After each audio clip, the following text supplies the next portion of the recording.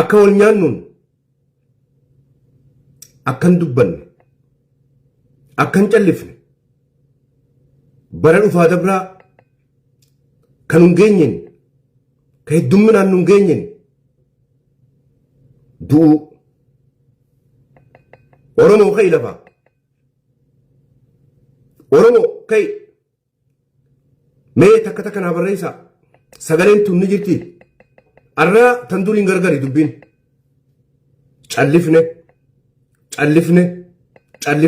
dadhabne tan duriin gargari wanni feete san haa baddu wanni feete san haa haftu nama keenya kan dhumaa jiru takka takka naa barreessi tan duriin gargari barreessi takka takka naa barreessaa garaan itti falmannu garaan tokko taanee itti falmannu jiraachuu qaba garaa san xurreessan jalaa'uun dirqama keenya jechuudha barreessi gaafa mataa horii qabadha nama jaarameetu nama firraa dhorka guusin hin jennu gabbaatanii gosummaadhaan ibidda gaddeebitanii ol fixxan nama keessan kan gabbeessinii dubbatu dura waa gootan barreessi takka takka naa barreessaa warreen sagaleen tiyyatuun yookaan dhageeffamtu taate assalaamu alaikum fi akkamii fi manaan hin jiin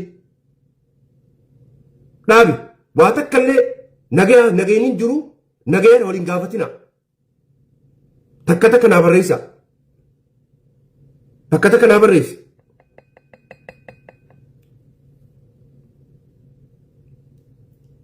sagaleen ni dhageeffamti takka takka naa barreessi odoon qilleensa irratti naasofne kanaaf mata dureen yookaan ijoon dubbii teenyaa balbaltuun tan ammaa dhumaatii obboleeyyan keenya kan Oromoodha biyya Soomaaliyaa keessattii fi naannoo Soomaaliyaa keessattii fi Oromiyaa magaalaa Dirree Dhawaatii fi naannoo isii Harargee keessatti namni keenya dhumaa jiru jechuudha Soomaaliidhaan. Sagaleen too dhageeffamti takka takka naa barreessi yoo sagaleen dhageeffamti please ijoon dubbii teenyaa tana nama keenya kan magaalaa teenya magaalaa handhuura Harargeedhaa magaalaa Dirree Dhawaa magaalaa Oromoo keessatti nama keenya Soomaaleen ajjeeftee calliftee teessaatti osoo san hin ta'in arraan tana naannoo Soomaaliyaa keessatti Somaalilaand keessatti ummata Oromoo akka godhaa jiran gurraan laaltee dhageessa laaltee garta arra Oromoon bikka jirtu garana gamas osoo hin jenne nama keetiif kaatee dubbachuu warreen ijoon dubbii teenyaa tan duraa tana tan lamadaa warra ifii ol fixu Oromoo ifii siitiif ol fixu gaara biyya Arabaa keessatti Oromoo ifii ol fixu odoo diinni akkanatti ajjeesaa jiru biyya isaanii keessaa Somaalilaand keessaa akka beeyladaatti qaqqabanii cafaqanii ariyaa jiran osoo laaltee gartuu wal ajjeeftaa jechuu biyya ambaa keessattis. Kanaaf namni ifii wala'u diina firraan dhorku namni Oromoo ajjeesu namni saba kee ajjeesu namni saba kee ajjeesu diina Oromooti. Kanaaf yeroon tun yeroo ati biltsiginnaadha yeroo ati maarreedha yeroo ati minxirroodha jettu keessan jirtu mataa tokkoo ni qabattee ummata Oromootiif ummata kadhumu Oromoo kadhumu jiru cinaa dhaabbattee gaachana ta'uun dirqamaa jechuudha. Kanarratti gara siyaasaa jijjiirtee gara biraa oofuun gabri waan biraa nuti mootummaa naannoo Oromiyaatii fi mootummaa federaalaa tan Itoophiyaadhaa ummata Oromoodhaa kan biyya keessa dhumaa jiru maaliif itti calliftaniin gaafii teenya gaafii guddoodha jechuudha tan dura. Keessaafuu waan ragaa qabu waan mootummaan ragaa baatee jirtu waan sabaa fi sablammiin ragaa baatee jirtu obboleettii teenya tan Soomaaleen liidu hayliin Soomaalee Dirree Dhawaatti ajjeefte Nasiyaa Ziyaad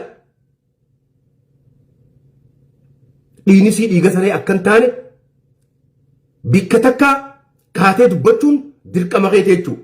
Ammaan tana dubbiin sanbila dabarteeti naannoo Soomaaliyaa keessattis ummata Oromoo Soomaaleen cafaqaa ajjeesaa jirti jechuudha ifaa ifatti. Kanaaf biyya keessaayis biyya alaatiis kaatee nama keetiif sagalee ta'uun nama kee cinaa dhaabbachuun dirqama jechuudha. Kanaaf wanni dubbise diina Oromoo kan ummaan Oromoo sardaa ajjeesaa jiru jechuudha. Kanaaf mootummaa naannoo Oromiyaatii fi mootummaa Itoophiyaadhaa maal waan ilmaan Oromoo Soomaaleen fixuuf gaafachuun gabbaatee dubbachuu jechuudha warri biyya keessaa. Gabbaatee gaafachuu warra mootummaa diina juu miti. Mootummaa diinaa miti. Maaliif uummanni Oromoo sardama? Maaliif daangaansaa sardama? Maaliif du'aa jennee gaafachuun dirqama jechuudha. Dirqama. Falmachuun gaafachuun dirqama keenya. Sagaleetti jira ni dhageeffamti. Sagaleetti hoo dhageeffamti. Please takka takka naa barreessaa. Yes.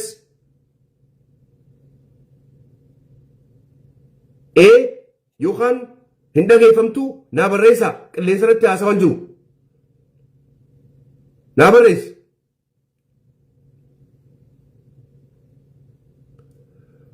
Oromoo biyya ambaa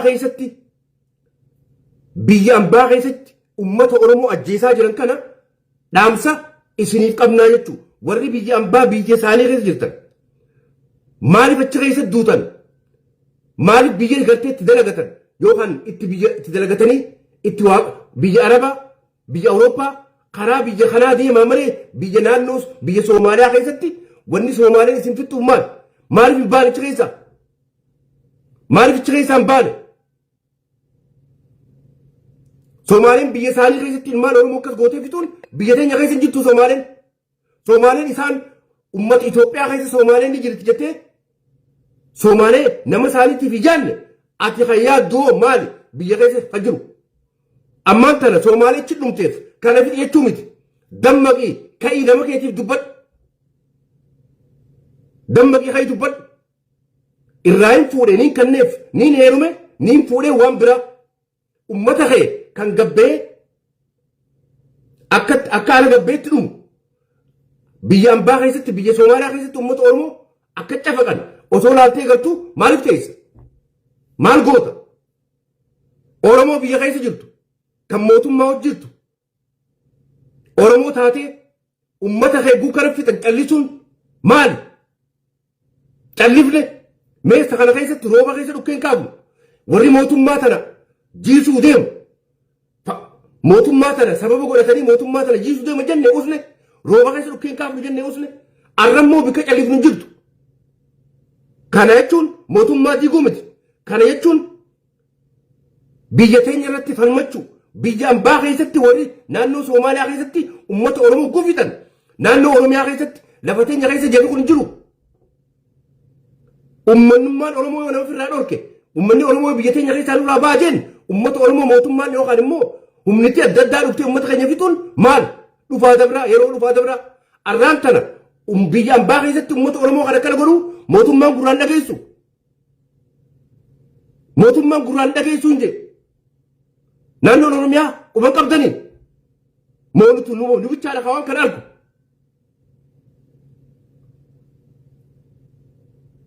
Dubbiin biltsiginnaa fi shanee fi kanaa miti ummanni Oromoodhaa guututti waan ummanni Oromoo dubbachuu qabu waan ummanni Oromoo dubbachuu qabuun dubbachaa jira. Ani Oromoodha. Ani Oromoodhaaf dubbachuu sagalee ta'uun dirqamaa jechuudha. Barbaachisaa taanaan wareegama barbaachise qabaluun dirqama. Ani biyya Ameerikaatiin jira. Biyya san keessa jiraadhee gargaarsinii asii godhu jirtu yooniin sagalee sii ta'e malee. Kanaaf warreen biyya keessa jirtan sagalee ta'uun dirqamaa jechuudha. Nama kee kan du'uuf bira kuttee mootummaa faarsuunis dogongora guddaadha. Nama mootummaan osoo mootummaan jirtu mootummaa jalatti nama jeesu ijaan laattee bira kuttee mootummaa faarsuunis dogongoraa jechuudha. Kanaaf mootummaa jiisaa jechuutti hin jirru. Mootummaa tana dura dhaabbadhaa jechuutti hin jiru. Mootummaa finqichaa jechuutti hin jiru. Mootummaa jalatti maaliif Soomaaleen uummata keenya fixxe? Haadha ilmaanii nama rakkuu garaa qabu dheengadda guyyaa haga tokko dura baatii haga tokko dura namoota meeqa ajjeesanii namoota kumoota hidhanii Nasihaa Ziyaad ajjeesanii fakkaattu akkasii meeqa ajjeesaa jiran amma meeqa ajjeesaa jiran maaliif calliftu? Nagayaa fayyaa waliin gaafatinaa. Nagayaa fayyaa hin qabdu. Kanaaf dhiiga keessaniif gabbaa falmadhaa. Warreen garee jaartee garee biraatti ummata Oromoo garee biraatti ooftu. Tokkummaa ummata Oromoo mataa walii qabattee nama keetiif dubbachuun dirqamaa jechuudha. Kanatti aansee warra wal fixu. Warra Oromoo wal fixu. Obboleeyyan kiyya dhaamsiniin isinii dhaamu. Isinis akka ilmaan Arsiitti ilmaan Sikkoo Mandootti baala keessaa namni kee dhumaa jira. Akkasumatti atiis baala keessaa dhumaa jira. Naannoo Soomaaliyaa naannoo biyya biraa warra jirus dhumaa jira. Biyya Soomaaliyaa keessattis kuni Arsiidha, kuni Harargeedha, kuni Walloo, kuni Jimman jenna. Akka ilmaan Oromootti ati Oromoodhaa jaalatti ajjeesaa jiran. Ati immoo wal fixaa jirta jechuudha. Nama dura dubbii tana kaase ilmaan Sikkoo Mandoo, ilmaan Arsiidhaa kaanii fi kaanitti utaaluu dhiisa. Dheengadda Walloo osoonii fi faannoon sarditee ummanni kun kophaa isaanii ifirratti hirkatanii ummata firraa dhorkaa jiraniiti dheengaddaas itti utaaltanii ummata kana akka maree gootan.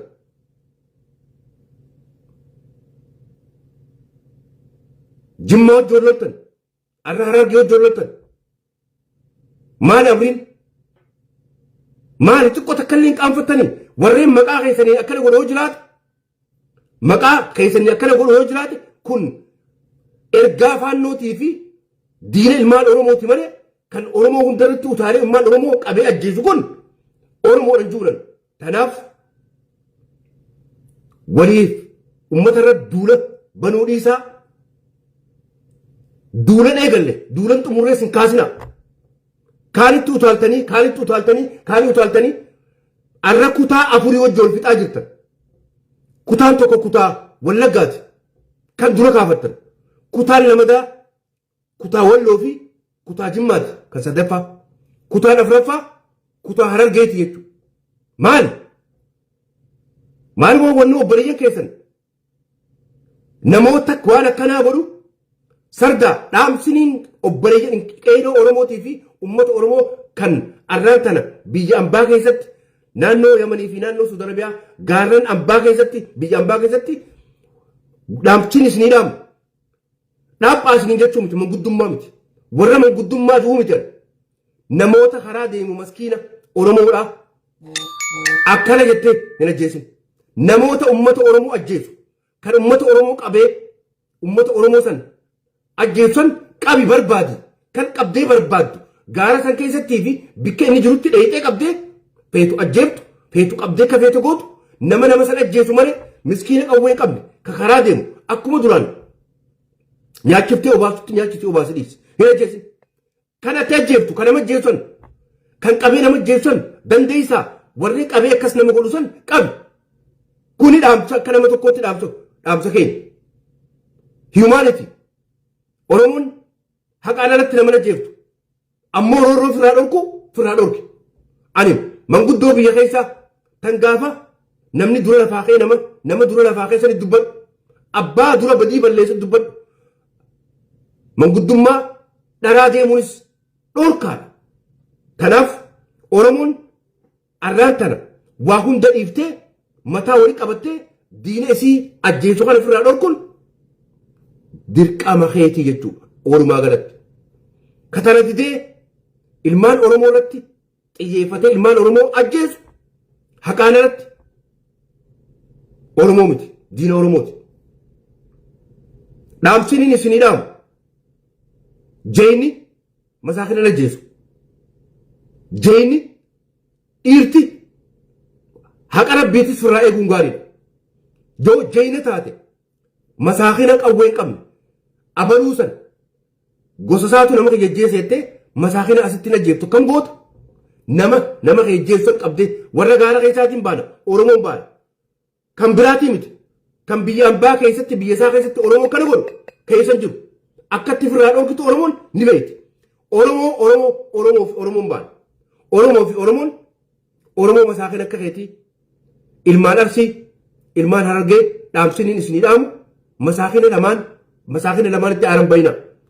Warreen ummata fixu kana dhiira taatu atis gama Arsiitiin atis gama Harargeetiin warra qawwee qabatee waan immoo qawwee dhalatti shiftaa ta'ee nama kana fixu tokko nyaachuu qaba dhabamsiisuu qaba.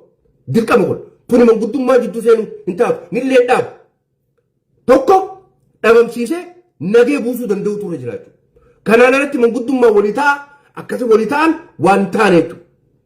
Kana manguddoon biyya keessaa gabbaatee walirraa taa'ee almaa kiyyeettu dhiisaa ta'a. Abbootii teessan gorsaa warri biyya keessaa. Dubbiin dhiisaa akkana dhiisaa jaanii miti. Dubbii namni jeeni miskiina ajjeefu. Kanama miskiinaaf gaachana ta'e isin warri qawwee qabdan warreen gaachana ilmaan Oromooti jettanii gaara keessa jirtan sun warra ilmaan Oromoo masaakin ajjeesu dhorka yoo dandeessan. Gaachana ilmaan Oromoo yoo taatan kan akka ilmaan Oromootiif dhaabbattan kan ilmaan Oromoo masaakina ajjeesu gara lamaanuu jara san kiliin godha. Kana dhaamsa qabu. Jara gartee ilmaan Harargee ajjeesu gara ilmaan Arsii ajjeesu gara ilmaan Walloo ajjeesu gara ilmaan Oromoo ajjeesu. Ani Oromoodha jechaa jara san tatardaa maree miskiinan ajjeesina. Dallansuutu ilmaan Oromootti bu'aa jira. Kanaaf kunis kana fakkaataa jechuudha. Kanaan alaa jara keenya irra deddeebiseetiin jira. Naannoo Soomaaliyaa keessatti biyya Soomaaliyaa keessatti Somaalilaand keessatti ummata Oromoo akkanatti osoonii fi kana godhaa jirtanii osoo laaltanii gartanii yaa warra onnee qabne yaa warra onnee qabaattan somballee qabne waanuma isin qabdan waldaan maali biyya isaanii keessaa baa biyya dalagatanii itti faayidoonii miti biitti isin jirtan biitti Soomaaliyaa tan itti faayidoomanii namatti ta'anii miti tan itti gabrooman malee. Kanaafuu biyya san keessaa baa bikka tuutanirra dhaamsa keenya kana baa biyya san keessaa biyya teessan keessatti waan feetan ta'a. Biyya teessan keessatti waan feetan ta'a. Biyya namaa keessatti akkasitti akka sareetti akka wanni itti aari'anii isin cafaquun mataa nu dhukkubsitee jirti jechuudha. Kanaaf Oromoo biyya keessaa kan bahaa kan dhihaa ilmaan Oromoo bikka takkaa sagalee ta'uun dirqama kanumaan jaa kanaan alatti warreen gabbaatanii waan jecha hamaa jecha isinirraa fakkaatu Harargee fi carcaritti ilmaan Oromoo adda baaftan Ijibti keessa teessanii waan qaanii nuu fi Arsiin takkaa jettee dubbattu ati shame on you waan sirraan fakkaanne Arsii fi Harargeenis takka ilmaan Harargee obboleeyyanii walolan ati immoo adda baasuudhaaf wanni ati dubbachaa turte achirratti dhaabbattee TikTok keessatti waan sillee qaaneessee saba ati himattullee qaaneessu. Kanaaf nuti ilmaan Oromooti shanan bareentumaati. Shanan bareentumaa keessaa hangafni Karayyu itti aanee Xummugaa abbaa Arsiidha abbaa Arsii abbaa Sukkoomandoo itti aanee Murowwa abbaa Ituudha itti aanee Qalloo abbaa Afran Qalloo itti aanee Humbanna abbaa Niyya. Nuti shanan bareentumaa kana namu walirra dhalate obboleeyyan wanni ati kaan irra dhalatettee adda guurtuuf hin jirtu. Karrayyuun hangafa irra dhalate Xummugaan walirra dhalatan obboleeyyan xummugaan murawwaa ture dhalate kaatibaantu san obboleeyyan walirra dhalatan xummugaa irratti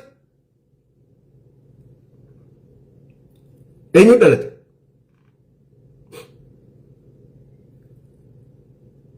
karrayyuu irratti xummugaa dhalate xummugaa irratti murawwaa dhalate murawwaa irratti qalloon dhalate qalloo irratti humbannaa dhalate shanan bareentumaa kana hundi walirra dhalatan kan akka daguurtu san hin jiru jechuudha. Akka keetitti nuufi isin walirra dhalanne harargeen isinitti hin dhalanne harargeen kophaadhaa ilmaan carcar kadhamu jiru san nuu baasaa nuu gadhiisaa jette. Ijoolleen akka harargee immoo ijoollee ilmaan carcar kan daaroo labuutiif san bikka meeqa qaqqabanii ajjeesaa jiran tumaa jiran san nuu gadhiisaa jette. Garaagarummaan keetii fi garaagarummaan ilmaan Oromoodhaa kana jechuudha. Akka Oromootti yaadan jirtu akka ilmaan carcaritti yaadaa jirtu jechuudha. Carcarii fi harargee daguurta yeroo ilmaan Oromoodhaa biyya keessaa biyya alaa keessaa sardamaa jiran keessatti. A'uudhu billaahi mina shayxaani rajiim. Yaa sobduu akkamitti yeroo hamtuu tana keessatti ilmaan Oromoo adda guuruudhaaf jecha akkasii gabbaatee dubbatta. Ijibti keessa teessee. Dalagaan ta'e duris tana. Tanaaf ilmaan Oromoodhaa yeroo hunda waan dubbattan ugguu gabbaatanii dubbattan waan dubbattanii fi waan dhiistan adda baafachuun dirqama jechuudha. Tanaaf Oromoo nuti Oromoodha. Akka Oromootti kaatee falmachuun dirqama. Damee waa'ee siyaasaa feetu bilchiginnaa ta'e, feetu shanee ta'e, feetu waan feeti deeggan garuu akka Oromootti waan Oromoo irratti takka taatee dubbachuun gaariidha. Akka nama gurbaa kanaa maarree dhalate nuti isin wajjin nuti harargee miti. Harargeen bar gootaa bar harargee jechuun bar goonni keenya hayyuun keenya kan artist hayyuun keenya Aadam Haaruun dubbatee jira. Nuti kutaan 11 harargee keessa qabsoo goote. Daggala isaanii olii qabanneetii miti. Akkas jedhe Aadam Haaruun daggala Dilbaaga keessa jirtu keessatti qabsoo uummata Oromoo godhaa turte. Oromoon kutaan hundi Wallagga harargee keessa godhaa ture. Jimma harargee keessa godhaa ture. Arsiin Baale harargee keessa godhaa turte jalqabaaf. Kutaan 11 harargee keessa qabsoo godhaa turte. Daggalti immoo daggalaa olii kutaa harargee numaa daggalan qabdu. Daggalti harargeedhaa mudhii gad Dilbaaga dijee. Nama daggala jechuun onnee namaatii fi suurri namaati. Harargeen nama nyaachiftee, nama obaaftee, nama duulchiftee, if dura nama keessee akka namni kun falmatu nama gooti malee nama nyaattu. Yaa uummanni Oromoo akka wal nyaatu namootan akka uummanni Oromoo wal nyaatu godhu. Naamusa fi godhadhu taa'ee jennaa jechuudha. Yeroo uummanni Oromoodhaa gara biraatiin sardamu keessatti jechoota akkanaa gabbaatee dubbataa jechuudha. Carcarii fi harargee hojja guuruun hin ta'u ilmaan abbaa tokkooti. Shanan bareentumaatu nuti Oromoodha abbaan keenya tokko. 11 bareentoo shanan bareentoo 11 Boorana. Booranaa fi bareentoo Oromoodha abbaan isaanii nuti ilmaan abbaa tokkooti. Kana akka Oromootti dubbanna. Akka naannoo qubsumaatti Oromoo jennee dubbanna. Akka dhalootaatti dubbanna. Nuti Oromoo jennee dubbanna. Malee adda wal baafnee diinaaf saaxilu wal baasuun diinummaarraa garaagarummaa takka illee hin qabdu siin jenna. Kana irra deddeebiseetiin dubbadda. Namootan akkana namoota waan dubbatuuf waan dhiisu hin beekne namootan jibbaadhaan jibbaa nama harargee qabu jibbaa harargeetiif fi jibbaa harargee qabuuf harargee fi carcara daguuru kanaas gabbaa dubbadda. Dhoorka nuti ilmaan abbaa tokkooti nuti ilmaan bareentumaati. Piire kaan warri dhalate kaan warritti hin dhalanne Arsii fi Murawwaa walirra dhalatan.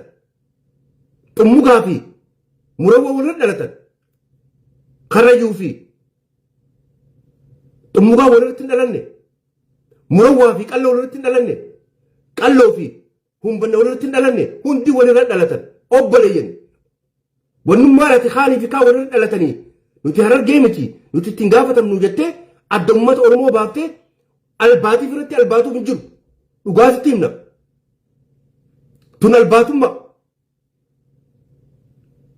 nuti Harargee miti nuti tuqinaa keenya qacarcarsan baasaa jette ilma Oromooti ilmaan Oromooti cuftinu kan qabdan gadhiisaa jechuun sirra jira nama qalbiin garagalte kan qalbiin garagalte yaa kan qalbiin garagalte kan jibbaa ilmaan Harargee qabu Harargee keessaa ni beekte jibbaa ati qabdu jibbansa ati qabdu ilmaan Oromoo sadeen bareentumaa kana adda guuruudhaaf tana haasoytaa jechuudha kan yaa kan qalbiin garagalte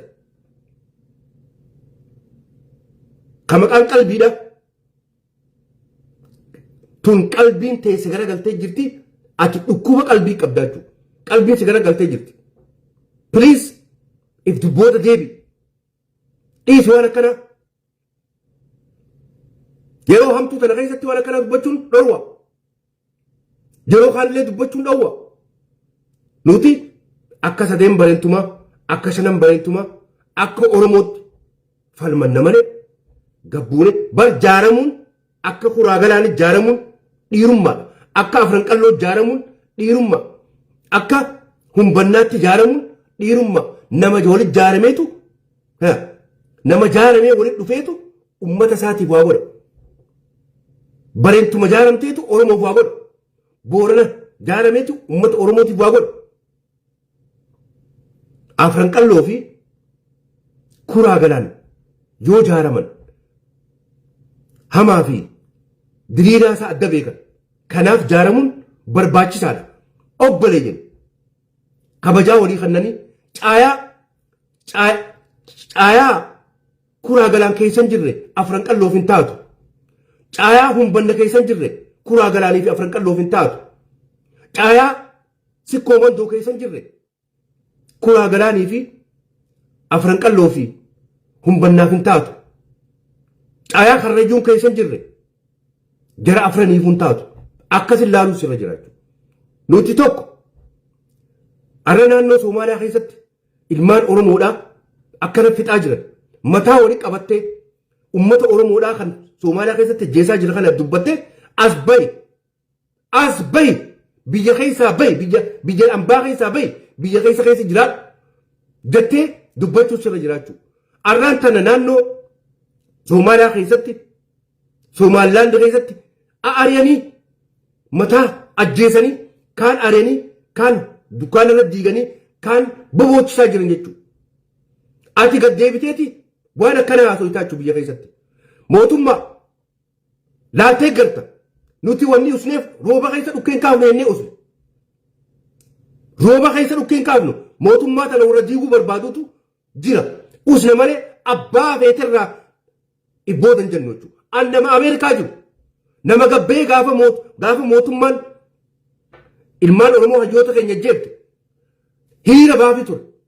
Arra mootummaan nagee qabdi ummata nama jeesun ummata akka faannoo if jala ariite janneeti isin deeggaraa jira isin wajji jira maali nama keenya fixuun dirree dhaa keessatti nama keenya jeebtan Somaaliyaa ajjeesiftan mootummaa jalatti namni keenya dhumaa jira maali isin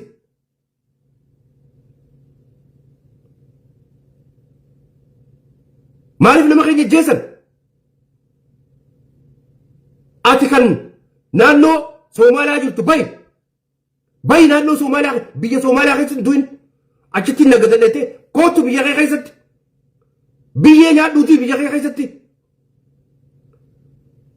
ani kana kun waan isin jechuu jiruuf isiniif galta naannoo Somaaliyaa keessa warri jirtu Somaaliyaa keessa warri jirtu warri deddeebisaa isin tuman akka deemtee dheexatti bayichi keessa because jeesaa jiran isin warreen biyya keessa jirtan yoo namni keenya maa du'aaf isin ajjeesani dubbadha maaliif namni keenya du'a maa nama keenya jeesanii jaanii yoonii fi kan isin ajjeesan taate irratti isin ajjeesanii maaliif namni keenya du'a maaliif Somaaleen liyyu hayliin yookaan immoo waraanni Somaalee milishaan Somaalee maaliif nama keenya jeeftu jettanii dubbachuun yoo isin ajjeefte isin ajjeeftu. Bahar Waaree qabrii keessaa ba'ee isin dubbatu. Wadaay galmoo hormoosoo qabrii keessaa ba'ee isin dubbatu. Yoo namni keenya maadu'a jettanii dubbachuun isin ajjeefte isin ajjeeftu. Mootummaan maaliif uummanni keenya du'a jettee si ajjeeftu haasi ajjeeftu dubbadhu gabbaye. Haga dheengadde miciyyoo ilma lakkuu garaa qabdu ajjeesan arratti immoo irra deddeebisanii nama meeqa ajjeesaa jiran maali kun? Gama kaanii ati as deebiteeti si koomandoo fi Harargeedha jettee ol fixxa. Gama kaan Arsii fi Walloo jettee ol fixxa. Nama kee nama fixaa jirna jechuudha. Kanaaf dhaamsi nuti qabnu sagalee ta'uun dirqama. Hirriibaan dhabe. Hirriiba dhabda. Namni kee guurume. Hayi. Obboleessoo biyya ambaatiin jira malee. Biyya ambaatiin jira malee. Otoon ifin akka durte nama keetiif falmadhuuti du'i. Sijjeesaa jiranii maaqa keetii irratti. Dhufanii sijjeesanii. Yoo maaliif namni keenya du'a jettee sijjeesan haa sijjeesanii.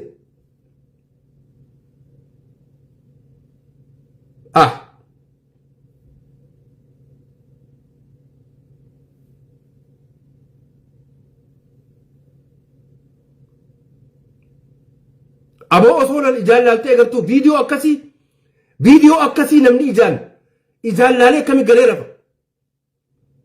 Somaaliyaa keessatti nama keenya akkas godhan. Lafa Yamanii fi lafa Suudi Arabiyaa tana keessa Gaanaa keessatti Oromoon gama baatee akkas wal gooti. Mataa wal babbasheessiti. Mataa wal babbasheessitee wal hiitee akkas wal gooti. Odoo diinni akkas isaan godhu jiru ifiifsoo godhan. Akka isin wal goota akka laalaa diinni akkas hin godha.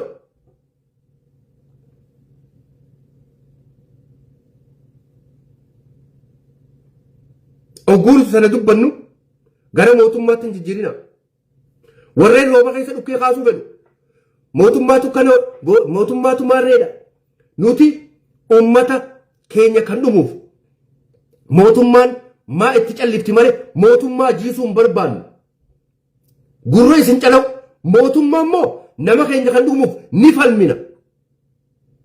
Mootummaa jiisuu fi miti nama keenya kan mootummaa jalatti nama jeesu ni falminaaf arraas borus. Gaafa uummata Oromoo keessaafuu uummata Harargee kana mootummaa uummanni Harargee mootummaa jiisutti hin jiru. Mootummaa federaalaa mootummaa naannoo Oromiyaa Dr. Abiy Ahmed Prime Minister Itoophiyaadhaa Pireezidaantii naannoo Oromiyaa Shimallis Abdiisaa uummanni Oromoo isin jala dhumu jira. Somaaleen uummata Oromoo isin jala fixaa jirti. Kajeellaa waan biraatiif uummata Oromoo ficcisiisina. Haga mootummaa jalatti uummanni dhumaa jira.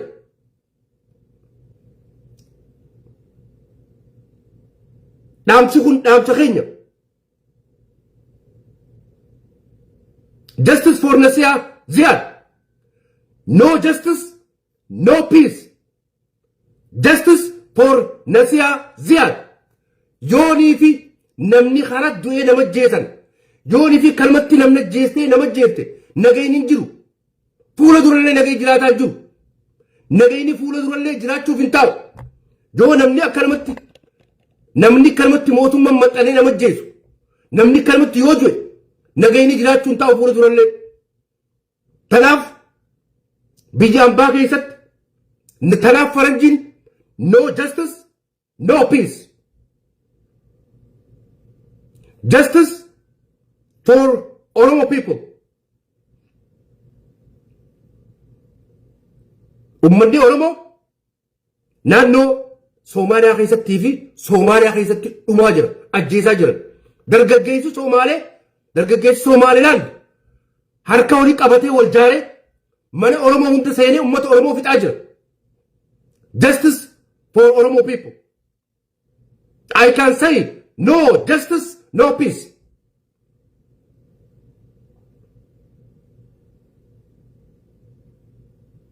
Nagayni fuula dura Itoophiyaan jaaramtee guddattu yoo akka amma deemu kana taate I can say no justice, no peace. Justice for Nasia Ziad. Justice for Oromo people. Wallahi wa billahi al-karim. Maqala fi gootowwan kiyyaatiin isin kaqan. Mootummaa tana wanni deeggaruuf waan biraa dhabneeti. Choice biraa dhabneeti. Mootummaa tana deeggarreeti. Mootummaan tun faannoon jala jirtu. Faannoon jala yaate arra mootummaan tun mootummaa Oromooti. Jannee deeggaraa jira. Sababa mootummaa tana deeggarutti ummanni keenya jala duun mataa keenya hirriiba dhabne. Nuti ummata mootummaa tana diigu kan ummata Oromoo jeesu bilaasitti ajjeesisu bilaasi ficcisiisu kana deeggaraan jiru. Warra ummata Oromoo ficcisiisu summii akka Jawaar Mohaammed summii ilmaan Oromoodhaa deeggaraan jiru. Nuti haqa keenya falmachaa jirra. Arra Jawaar Mohaammed nama ilmaan Oromoo ficcisiisu warreen ilmaan Oromoo ficcisiisuu miti. Nuti warra ilmaan Oromoo irraa gattaa dhorkaa irraa dhorkaa isin jechaa jiru. Rooba keessa dhukkeen kaafnuun jara keenya rooba keessa dhukkeen kaafnuun waan Jawaar Mohaammed faannoo keessa galee godhaa jiru dubbiin nama deeggarsiifti. Tanaaf callisaa jirra. Biyya keessaa dubbadhaa tanaaf callisaa jirra. Malee haqa obboleeyyan keenyaa dhimneetii miti. Nuti warra sagalee ta'uudhaan beekame biyya tana keessatti warra sadarkaa addunyaatti sagalee ta'aa ture uummata Oromootiin. Arra sabni kiyya saba biraatiin miidhamaa biyya isaa keessatti sardamaa du'aa callisuun hedduu nama dhibdi. Wallaahi wa billaahi al-kariim yoo akkuma ooftan kanatti ilmaan Oromoo fi dangaa Oromoo qabeenya biraatiin Soomaaliif jecha biyya Oromiyaa Soomaaliyaa keessaa gaazni ba'eef ilmaan Oromoo Harargeetti dhiiftanii Harargee akka Soomaaliin fixxu gootan wallaahi al-aziim wa billaahi al-kariim hayni ilmaan Oromoodhaa mootummaa tanallee hin jiraachisu. Mootummaa uummanni Oromoodhaa uummanni Harargee deeggaraa jiru ka jiisaan jirre ka cinaa dhaabbachaa jiru arra ilmaan Oromoo ilmaan Harargee itti dhiiftanii akka Soomaaliin ilmaan Harargee goggootu otoo isaan laaltanii gartanii milishaan qawwee teessaniin Nasiyaa Ziyaad ajjeefte haadha ilmoodhaa haadha ilmaan namaa lakkuu garaa qabdu. Wallaalleetii miti. Sanbira kuttee abbaa isaanii abbootii isaanii naannoo isaanii irraa buqqaaftanii bikkatti gallu ala gallaa bikkatti gallu teenyetti deebuu qabnaa jedhan jechuudha. Kanaan ala gabrummaa kanaan alaa isa jirti. Kanaan ala isa jiraan jedhe. Maaliif itti dhiiftan? Nuti warra isin deeggaruudhaa tokko. Nuti warra mootummaa deeggaru. Wanni isin deeggaruuf hireen biraata deeggaru hireen biraata qabnu jirtu. Mootummaa tana mootummaa Abiyyi deeggaru malee. Kan isinirra wayyaan jiru. Isin wayyaa kan isin hin jennu. Maaliif uummata Oromootti dhiiftan? Uummata Oromoo kan umutti dhiiftan. Waay? Ati kan biyya keessa jirtu. Kan sagalee waan biraatiifuu ta'u. Gabbayii dubbadhu. Fakkii Nasiyaa Ziyaad godhan intala dirreedhaa keessatti ajjeesan. Warri keessii hedduudha kan ajjeesaa jiran. Soomaaliyaa keessatti ajjeesaa jiran nama. Dargaggeessi qayroon Soomaalee wal jaartee waan godhaa jirtu laaltanii gartanii jechuudha. Kana jechuun mootummaa diiguu miti. Dhugaa dubbachuu.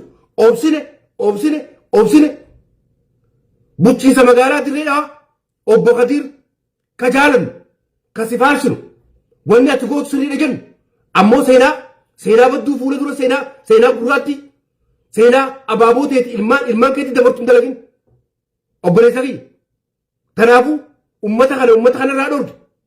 Aangoon ni kutti. Jiruu tana keessatti hanga tokko jiraata namni.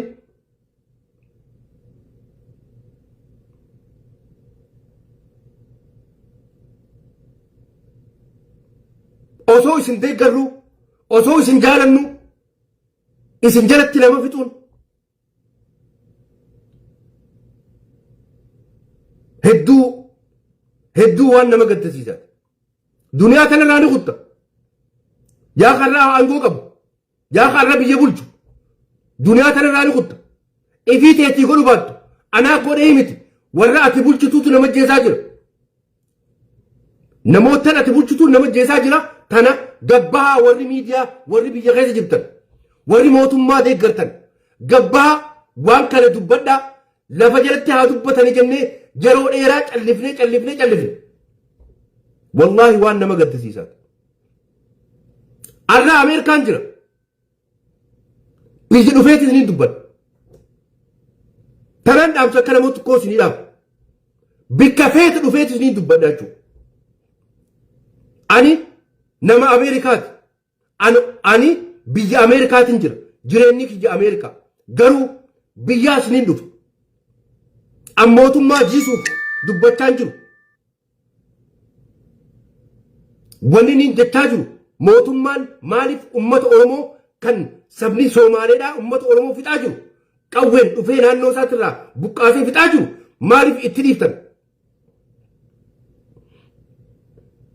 arra ummanni Oromoo osoo kana godhe wallaahi wabillaahi kariim durirraa eegale gaafa ummanni Oromoo gabbee dogongora tokko dalage waraanni nafu naannoo san hunda ummata Oromoo sababa sanitti nama nagaa qabnillee Oromoo fixaneetu tanaaf arra sanii garagara mootummaan tun mootummaa Oromooti mootummaa Oromoo jalatti Oromoon boo'u jechuun qaaniidha ummata Oromootiif mootummaafillee sabrina mootummaan Oromoodha Abiyyi ilma Oromooti Piraayim Ministeera Itoophiyaati kan biyya bulchaa jiru Difeensi Ministeera Oromoodha Maarshaal Biraanuu Juulaa Oromoo warreen biyya tanaan Itoophiyaa tanaan deemu Oromoo ummanni Oromoo maaliif isin jala du'a maaliif isin jala du'a gaafiidha ummanni Oromoo isin buqqaasaan jiru isin buqqaasutti hin jiru warri nuti jennu kun warri isin deeggaru ummata Oromoo irraa dhoorkaa ummata Somaalee kan dhufee biyyoolii qawwee fudhatee ummata Oromoo daangaa irraa ari'u kan ajjeesu irraa dhoorkaa akka nama tokkootti gaafiidha malee isin qeequudha isin gaafii isin gaafachuu yoo isin quban qabaanne warri quba qabdan Oromoo taatanii akka kiyyaatti deeggartuu mootummaa taatanii akka kiyyaatti deeggartuu mootummaa jenna miseensaa miti ani hawaasa garuu hiree biraan qabu hiree mootummaa Abiyyi deeggaruu malee hiree biraan qabu kanaaf hiree mootummaa Abiyyiitiin deeggarajee ijaan ilmaan Oromoo hadduu dubbachuu irraa ibboo dandeemu yoomiyyuu taanaan kanaaf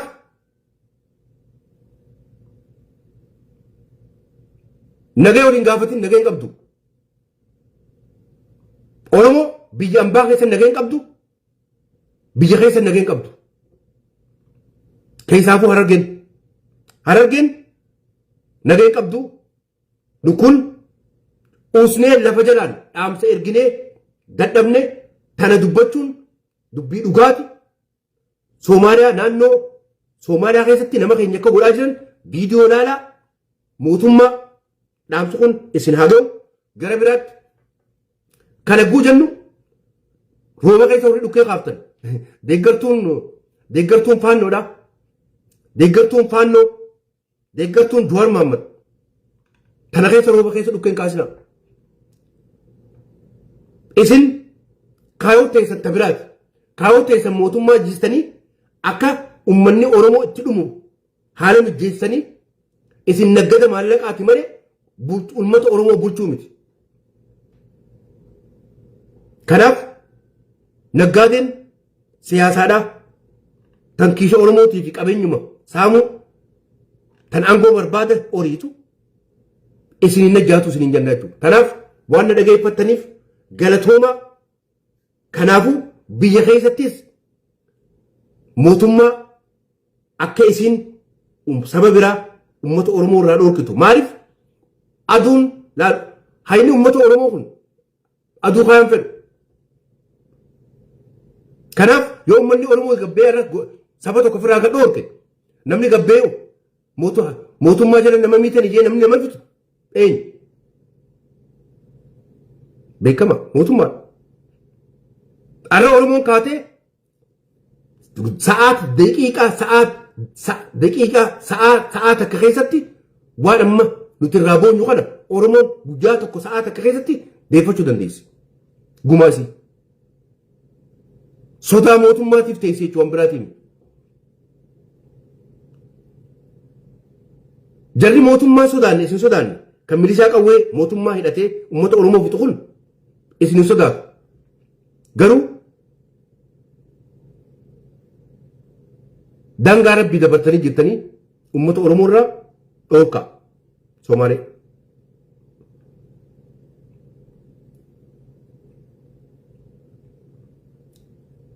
Bulchiinsi naannoo Somaaleedhaa yookaan immoo waa yeroo hunda wanni isaan irratti dalagan daangaa uummata oromoo saamuu hawaasii gab barbaannaa diriidhaaf barbaannaa jijjiga fudhannee taan fudhannaa kaan fudhannaa kana dalagaan isaanii.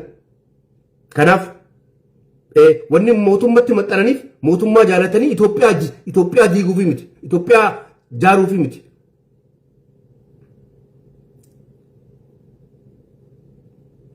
Haqa namaa saamuudha jechuudha. Haqa namaa saamuu nama jeesuun dalagaa isaanii jechuudha. Kanaaf jara keenya arraas boruus bikka jirrutti biyya alaa jiraannu biyya keessa jiraannu saba keetii dubbachuun dirqamaa jechuudha. Siyaasaan garagara taanus saba keetiif dubbachuun dirqama. Wanni feetis naa baddu. Saba keetiif dubbachuun dirqama jenna waan na dhageeffattaniif galatooma ammoo ilmaan Harargeetii fi ilmaan Arsiidhaa.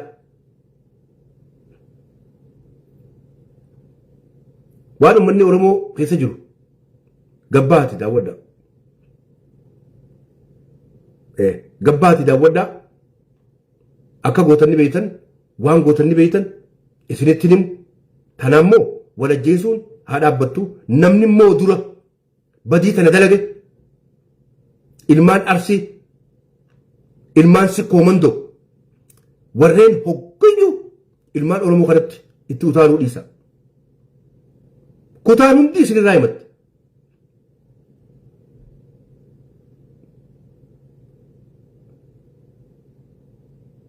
Gabbaheeti namoonni gargari isinitti himaa jiru.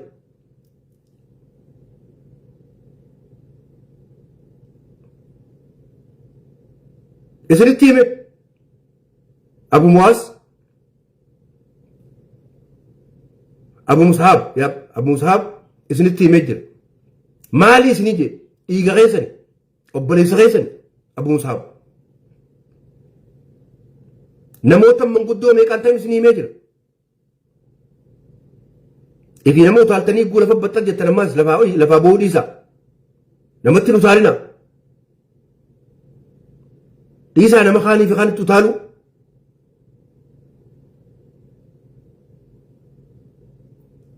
Yoo dhugatti ilmaan waaqoo guutuu taatan ta'a. Yoo ilmaan waaqoo guutuu ilmaan nadhii gammadaa taatan ta'a. Ta'a ilmaan Oromoo irraa kutaa Oromoo irraa. Odoo arra Harargeen dura isin barbaadde nama Harargee akka isin jettan kanatti akka afaan dadaa kanaan Harargeen jiru. Wallaahi osoo Harargeen dhuftee ilmaan Arsii kana goote dura akkas goote gabbeetiin dhukkee irraa kaasa. Isinii dubbii barbaade kam jeetiin dhukkee irraa kaasa. Akkuma obboleeyyanii gorsuu malee. Yoo akkan ofirraa isin dhoorkan malee nama taa'u miti isin ammaas. Tanaaf wal fixuun keenya gaarii miti. Akkuma Abu Mus'ab isiniin jee taa ilmaan Oromoo irraa kaanii fi kaanitti utaalina. Ammas lola xumuruu hin dandeenye eegalina.